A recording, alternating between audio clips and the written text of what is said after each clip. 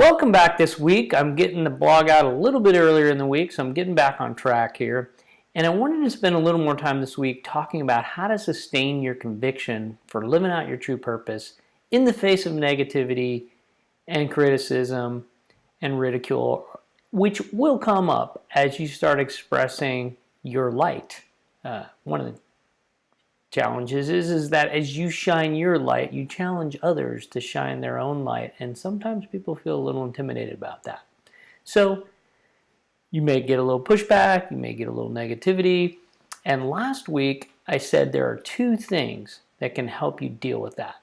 The first one I said was gratitude, and I spent a lot of time talking about how gratitude is the light switch, if you will, for universal abundance to shine down upon you. So it's through expressing gratitude for all the things that you have in your life that your source or higher power just give you more, and it's this constant feedback, positive feedback loop. So this week, the second area that I want to talk about is, after gratitude, clarity of vision. And there's a couple of blogs that I did early on in the blog series where I talked about vision, clarity vision, and your vision starts with your thoughts. So if you aren't clear on what your thoughts are on your vision, you're not going to have a very stable reference point for pulling yourself into the future. So it's important that you get clarity on your vision. And I actually gave you a process for doing that. It's starting with the end in mind. So let's say you're 100 years old, if you intend to live that long or however long you intend to live, and you're having a life celebration party, and you've invited all your friends and people that love you, and they pass around the mic and they talk about who you are and what you've contributed to them and what you've contributed to the world. What do you want them to say?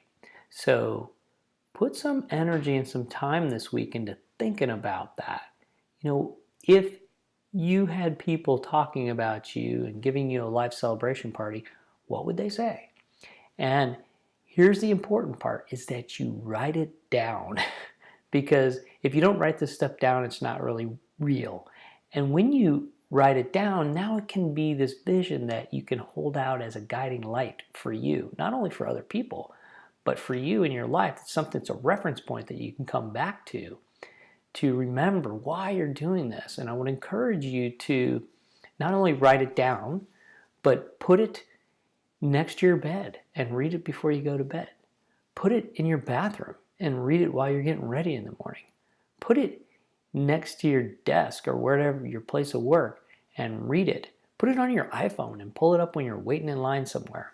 And one of my favorites is record it so that you can listen to it while you're driving or doing chores. My vision statement actually is kind of long. I think recorded it's about 7 or 8 minutes, but I've covered everything that I want to create, everything that I want people to say about me at my life celebration party. And if you really put the right amount of energy and intentionality into this exercise, yours will be that long too. So think about all the things you want to be, the things you want to do, the things that you want to have, the things that you want to create.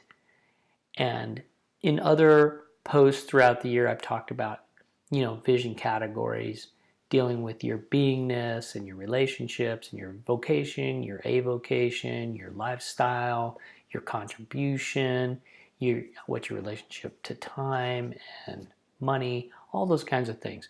So what is it that you want to create in this lifetime as your vision for you, for your family, and for the world?